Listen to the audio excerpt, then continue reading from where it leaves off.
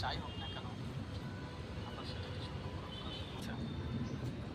কিন্তু আমার মনে হয় আমরা সময়কে চলে যেতে আমরা নিজেরাই সাহায্য করছি, তাই নয় কি?